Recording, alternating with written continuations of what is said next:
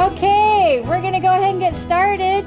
Welcome back to Food for Health. I see some new faces tonight. That's always exciting. My name is Sheryl McWilliams. I'm a wellness specialist here at Midcoast Parkview Health, and we're excited that you're here. So tonight we have with us Lyn Howe, who's going to be going over a recipe that I'm excited about because it uses something that I don't use very often in my kitchen. So I'm all excited about that. So thank you so much for being here, and we look forward to your yumminess. Excellent. Well, I hope you're all having a wonderful fall. Yes. Good, good. At our house, we're making a lot of applesauce. And, you know, it's just something about it seems really seasonal to have the smell of applesauce wafting all around the house. But I was thinking about tonight, and I thought, you know, sometimes it's good to have some recipes that are quick and very straightforward and easy to make. So if you find out someone's coming over, if you happen to have the ingredients in the house, it's quick and easy. So that's what we're going to do. I like quick and easy because then we can eat. That's good. So this is tempeh, and it's not something that I've used a lot before. I'm just kind of trying it out, and this is something that's locally made. It's called Tutti's Tempeh. It's made by a company that Michael LaCharity runs locally, and it's good, and it's good for you, and I like it. So, Tempeh is made from soybeans, right? Mm-hmm. Okay. Where can you get that? Morning Glory. Morning Glory and other stores locally. I'm sure Michael would love for you to ask for it at every store, and then maybe they'd all get it. Yeah. I can pass this around if you'd like. So you cut it into narrow slices and put it in a container. I only have two loaf pans, and I have them both in the oven, so you can try some samples. But you know, if you don't, you never have to feel confined with ingredients or pans. You can use something different. So tonight we're using a pie plate. Will work just great.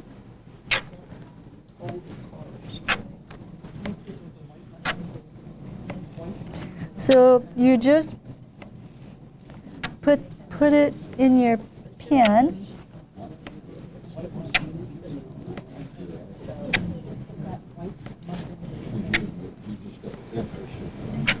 Is it already seasoned? No. No. How do they process that? I'm sorry. How do they make it a loaf? You know, They compressed it, and it is, that's about it. And then it's sort of like sauerkraut. It has a probiotic in it. so you put 8 ounces of mushrooms. So I washed the mushrooms and sliced them. So you put the mushrooms in it. How many of you like mushrooms? Yeah, why do you like them?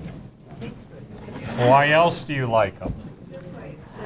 They're good for you. They grow everywhere. Foraging for mushrooms has been really good this year. Yes. And you can get black trumpets locally and maitake locally, and there's been a lot of chicken of the woods, and they're really good, and they reduce your risk for cancer. They're really good to have in your diet. So eat your mushrooms. So all this takes to finish this dish is I'll make a cashew sauce, and it's very straightforward. It's just a cup of cashews.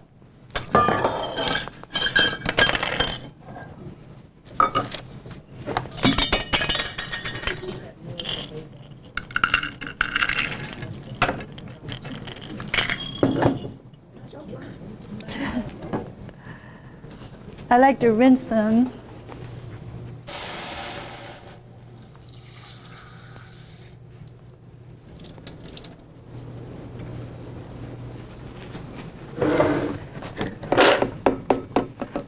So it's 1 cup of cashews, 2 cups of water.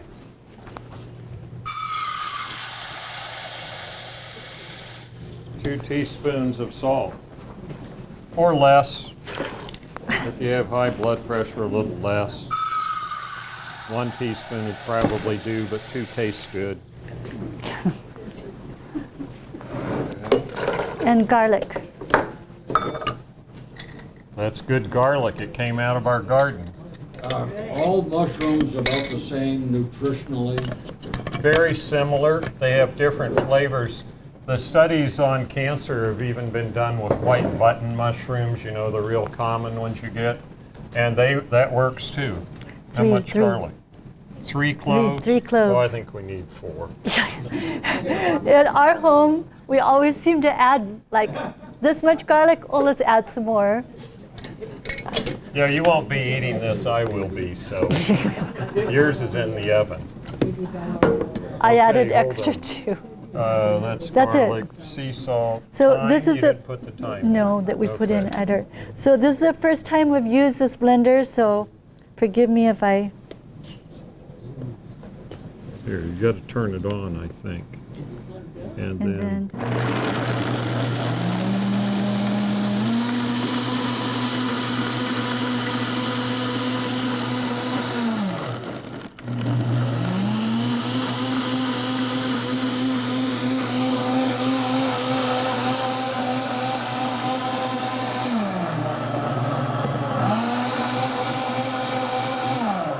that's good. okay. So if you could just put it in here. And so then all you do is you blend your cashews, your salt, and your garlics, and put it in a bowl. Then add some green onions and some Or thyme. scallions.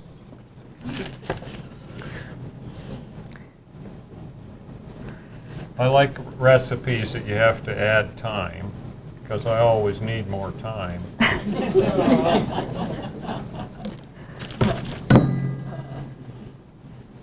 The fun thing about stripping the leaves off these little branches is it smells so good.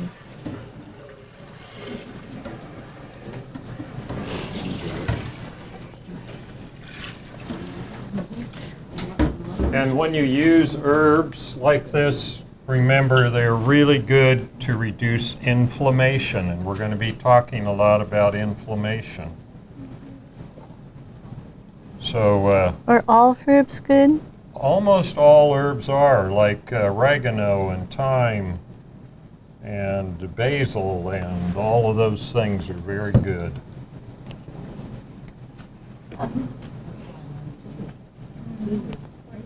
And it smells so good. Did you get this out of our garden? No. You know, if you want to go ahead and start doing the samples, I'll just finish this. 'cause it's Okay, really well, simple. we're going to get to the samples pretty quickly. Do you smell it? Question about the herbs, Sure. do they, if you use dried, are they still releasing? They're still good, but not quite as good as fresh. Yeah, but they're good. Would you use more if it's dried? I would use more because I like the flavor. So you can look online and see how to sub out dried for fresh. It's amazing what you can learn online. Like whether it's to fix your And it refrigerator may be or true and it may not be true when it's online. But you can learn it. How do you keep the dry time like that? How do you keep it like fresh or well, whatever? I would keep if I had. This is fresh. This is not fresh, dried. so I would keep it in the refrigerator. In a little And if And- it's dried, the best way to keep it is to seal it seal it and- like in a plastic bag? in a vacuum packet. Yeah. Plastic bag, okay. And you can get a vacuum packer for quite cheap and seal it in a plastic bag and a Ziploc plastic. Uh-huh. Yeah. Do you ever use oil with it when you're sealing in the plastic bag to freeze? You know, We don't. it works really well. We just have this little thing that you pump up and down, It's called a pump and seal. and it pulls the air out from the jar. Or out from the bag. And it's remarkable how well it works. We seal all of our herbs actually in glass jars. Like and canning jars. It works really well. It keeps them fresh. I had a lot of basil left over, and This isn't a. I read online, and I don't know if this is correct or not, but it was suggested to use olive oil with it. You can do that, and it works well. It seems to keep the color. Yeah. It keeps the color beautifully if you do that. But also, like when we do our tomatoes, if when we first started drying tomatoes, we didn't know about vacuum packing, and they would turn almost black. Right. But when we started vacuum packing the tomatoes, the dried tomatoes, now they stay a beautiful red. Yeah, they keep their color beautifully. Yeah. Is that enough? Yeah, that's enough. Okay. Okay. See Okay. how carefully she measured that? So this is it. So we'll just pour this over this and bake it. And it'll be done. But we'll take it home and bake it at home. Half an hour at 350. That's simple. But if you don't like it, it won't help. So we'll let you try it. And I brought 2 of these. Okay.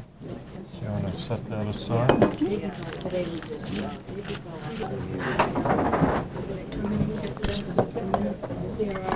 There you go. That's for the camera or anyone else.